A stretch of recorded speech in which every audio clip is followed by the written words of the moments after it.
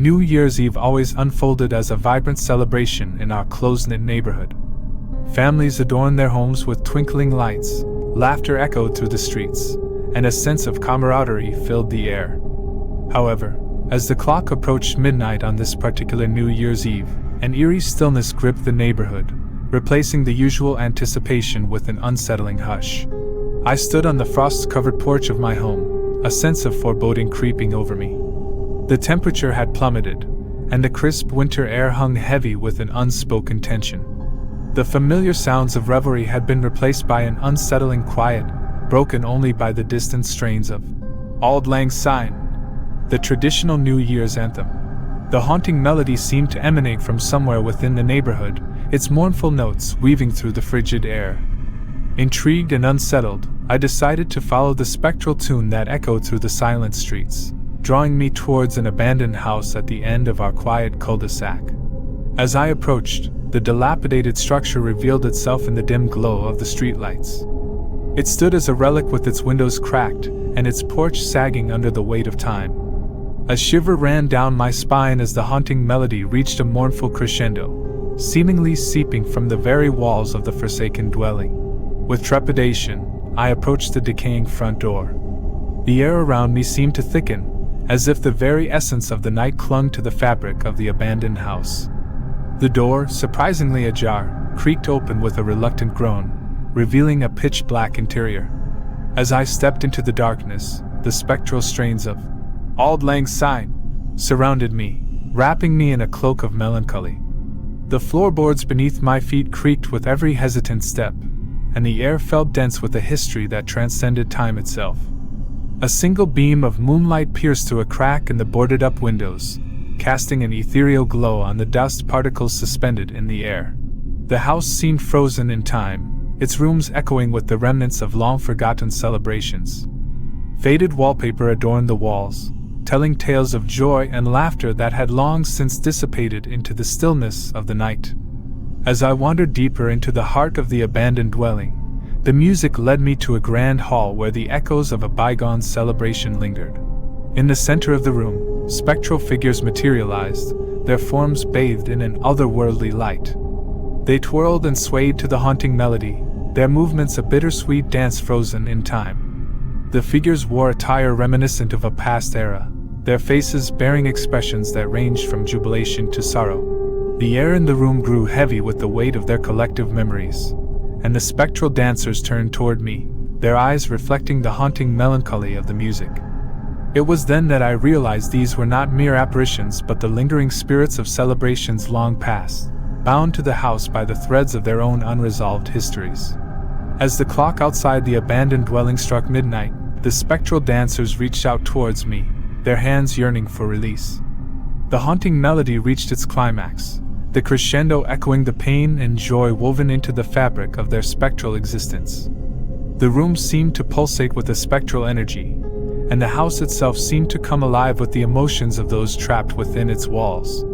Overwhelmed by the haunting scene, I stumbled backward, the weight of the encounter pressing upon me. The figures continued their spectral dance, trapped in a timeless celebration that transcended the boundaries of the living and the dead. With a mixture of awe and dread, I retraced my steps, leaving the abandoned house and its spectral revelry behind. As I stepped back into the cold night, the strains of Auld Lang Syne lingered in the air.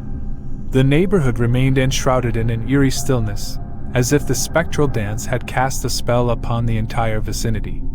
The hush persisted, broken only by the distant echo of the haunting melody, a testament to the haunting legacy of that New Year's Eve. The abandoned house, now cloaked in darkness once more, stood as a silent witness to the echoes of celebrations long gone, echoing through the corridors of time.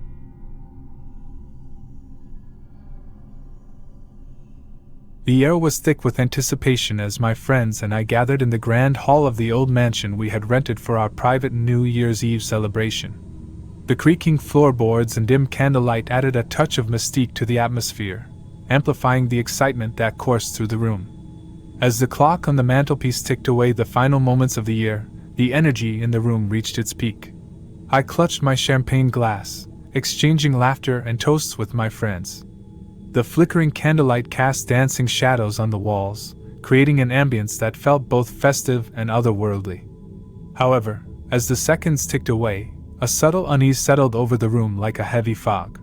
At the stroke of midnight, the grand chandelier suspended above us flickered ominously before plunging the room into complete darkness. Gasps and nervous laughter echoed through the hall as we fumbled for our phones, desperately trying to pierce the blackness that enveloped us. The anticipation that had moments ago been filled with joy now twisted into an unsettling tension. As the feeble light of our phones began to cut through the darkness, a low whisper reverberated through the room. The voice was hauntingly soft, weaving a tale that sent shivers down our spines. It spoke of forgotten secrets, personal histories, and intimate details of our lives that no stranger should have known. The air turned icy as the voice continued, each word a spectral echo that seemed to resonate from the very walls of the mansion. It was as if the room itself had come alive with a malevolent consciousness. The mysterious narrator recounted events from our past year, delving into the depths of our fears and regrets with an unsettling accuracy. My heart pounded as the narrative reached its climax, the words hanging in the air like a sinister melody. And then, as abruptly as it had begun, the whisper ceased. The room remained silent, the darkness lifting to reveal an empty corner where the mysterious figure had stood.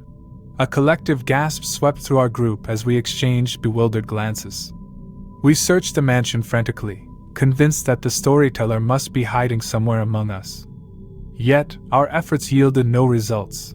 The stranger had vanished without a trace. The remainder of the night was spent in a haze of disbelief and paranoia. We questioned each other, attempting to unravel the enigma of the haunting countdown. The grandeur of the mansion now felt suffocating, its walls echoing with the lingering presence of the unseen narrator. In the days that followed, we tried to rationalize the experience, attributing it to a bizarre New Year's Eve prank. But deep down, a lingering unease persisted, a gnawing doubt that reality itself had momentarily warped in that dimly lit mansion. As the years passed, the memory of that haunted countdown became a shared secret among my friends, a tale we hesitated to share, fearing the skepticism and disbelief it might invite. It served as a constant reminder that the boundary between the mundane and the supernatural is thinner than we dare to imagine, and some mysteries are better left unsolved. To this day, the Grand Mansion stands as a silent witness to that eerie New Year's Eve, its walls holding on to the echoes of a voice that emerged from the shadows, leaving an indelible mark on our collective consciousness.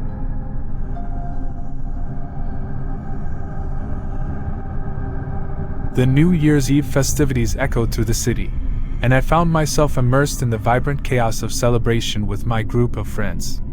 The streets pulsed with energy, and the night sky exploded with bursts of colorful fireworks. It was a scene of revelry that promised a memorable start to the coming year. As the clock approached midnight, my friends and I navigated through the crowd, drawn towards the heart of the celebration. The city square transformed into a kaleidoscope of laughter, music, and the infectious joy of the countdown. Amidst the revelers, I couldn't help but notice a peculiar group of individuals, strangers wearing elegant, antiquated clothing that seemed out of place in the modern festivities. Intrigued, I edged closer to get a better look. The mysterious figures donned elaborate masks that concealed their identities, adding an air of enigma to their presence. One of them, adorned in a velvet cloak, extended a delicate, gold-trimmed invitation towards me. Embossed with intricate patterns, it bore the address of an exclusive after-party at an abandoned mansion on the outskirts of town. Curiosity getting the better of me, I decided to follow these intriguing revelers into the unknown. As we left the lively city square behind, the distant sounds of celebration faded into an eerie silence.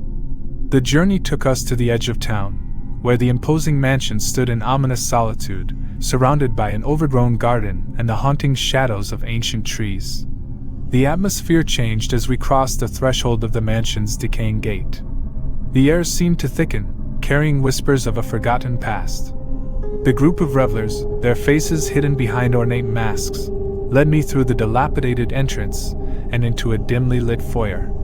As the clock struck midnight, the ambience shifted from excitement to a disconcerting stillness. The revelers gathered in a circle, and a mysterious chant began, resonating through the cavernous halls of the mansion. The air became charged with an unspoken tension, as if the walls themselves held their breath, waiting for something extraordinary to unfold. Abruptly, the chant ceased, and the revelers dispersed into the shadows, leaving me alone in the echoing foyer.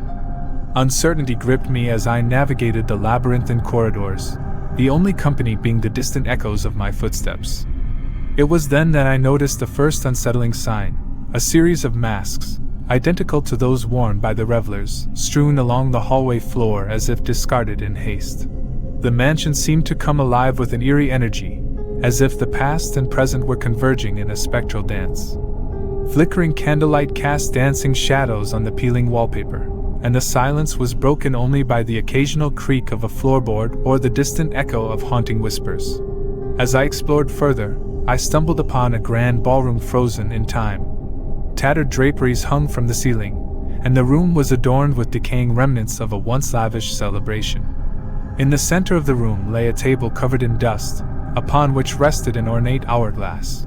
Drawn to the hourglass, I instinctively turned it, watching as the sands flowed with a haunting elegance.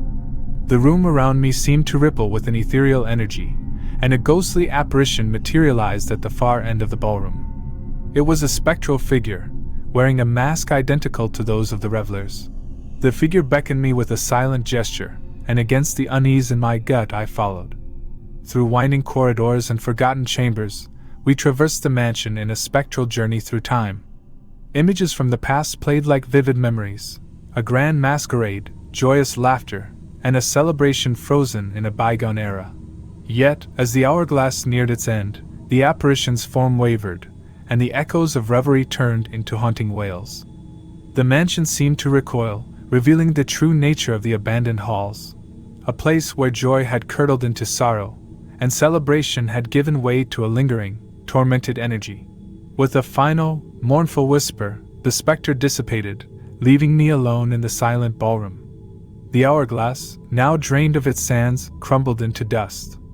As I exited the mansion, the first light of the new day bathed the decaying structure in an eerie glow, revealing the mansion's true nature, a place where time stood still, and the echoes of past celebrations haunted the halls. The memory of that New Year's Eve, with its mysterious revelers and spectral journey, lingers as a haunting reminder that not all celebrations are what they seem. Some invitations lead to places where the boundary between reality and the supernatural blurs, leaving an indelible mark on those who dare to explore the shadows of the past.